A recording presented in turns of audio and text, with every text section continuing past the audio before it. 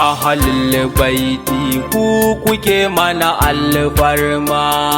gidan ku gidan manzo ku kuke da abin nema. Ya ahalul baiti ku kuke mana alfarma, gidan ku gidan manzo ku kuke da abin nema. Ya ahalul baiti ku kuke mana alfarma, gidan ku gidan manzo ku kuke da abin nema. Da sunan Rabbi Allah makagin kasai har sammai, sarkin da yake da iko na mulki kana akan komai, ya kagi duhu da rana da haske yadda ya so si mai. Gare ka nake roko Rabbi ai mina alfarma, kasida zan yi wa ahalin da su zarce gidan kowa, ahalin manzo ma'aiki wanda kayo su saman kowa, ahalin da kake faɗin san su shine hanyar dacewa. A yau su zan yi wa baitika Allahu ka ban dama. Ya ahalin baiti ko kuke mana alfarma, gidan ku gidan manzo ku kuke da abin nema. Ka ƙara daɗo salati mai kyau mai kamshi mai yalwa, gurin nurul huda musulunci shi yayi kawowa. Gidan girma Allah ahlul baiti ciki kai sanyowa,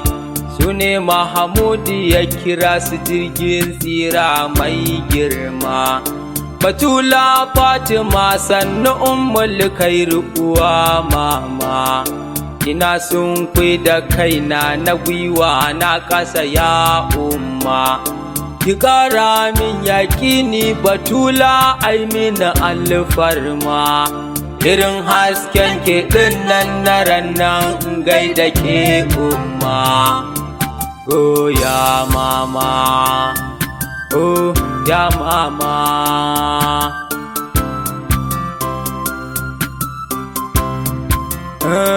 Salamu ala Ali sanni jambullahi mijin nana, na farko sannan abban a'imma kai ne zaɓina. A ya Kasim rabawa kake yi kai a dare rana, irin kyautar ka tamkar ma'aiki manzo mai girma. Imamu Hassan ina gaida kai jagora mai girma, ka gaji mahaifinka ya Imam lallai na duka ma. Amma muni kamar shaida mai kyau taskara alfarma, kana yantar da bayi gare ku ake iya yin sama. Ya ahalin baiti ko kuke mana alfarma, gidan ku gidan manzo ku kuke da abin nema. Imamu Husaini labbaika wanda ilahu yake kauna, ina mai san ilahi ya so ya a kullum yayi murna. Allah na san masoyin Husaini ku zo mi mai kauna, hadisin kala manzo Rasulallah makurar girma. Salamu alaika zainul ibadi ya makurar bauta, Imam Ali Sajjad gaisuwa na ina kuma mikata. Ka kasance mai yawan ibada kuma ga makurar kyauta, ku bayar ku kwana da yunwa ya ahalin girma.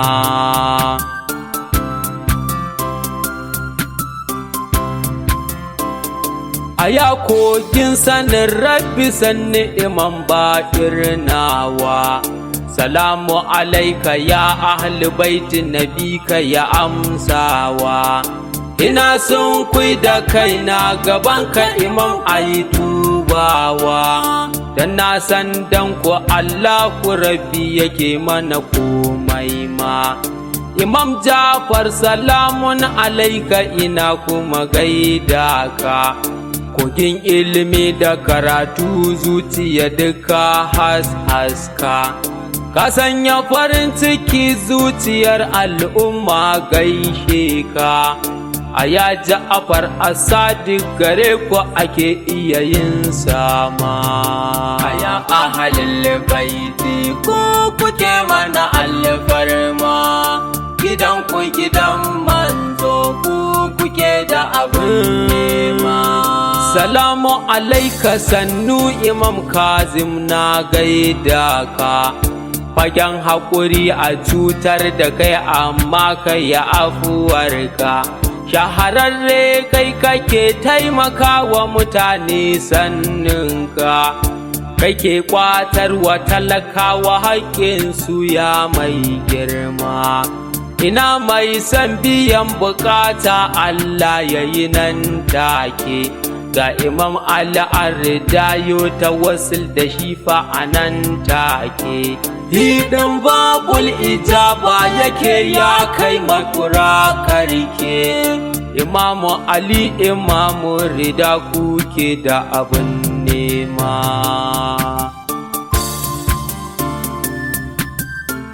alfarma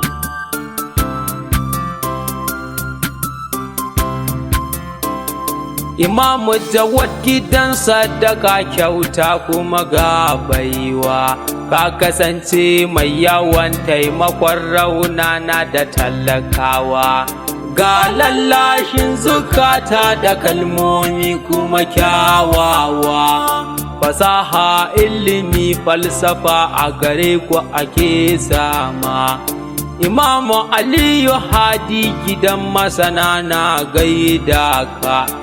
kasance masanin ma'anan Qur'ani sanninka idan an kasa yanke hukunci sai a taho gunka kai kuma ka warware sannan alhadi makurar girma ya ahlul baiti ku kuke mana alfarma gidan ku gidan manzo ku kuke da abin nema salamu alaika ya alhassan askari gabawanka mabaraci ne ya zo ya Imamu Hassan na gaida ka gaji fa komai na ilimi tausai ga iyayenka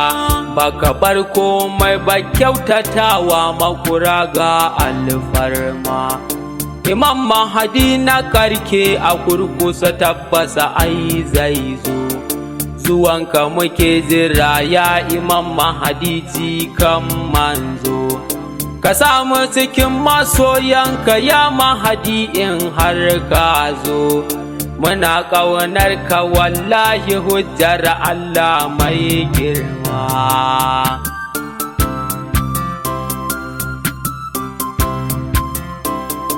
anan zan dakata ahlu baiti nabi ku yi dubawa tawassul nai da ku kadai ne hanyar kamawa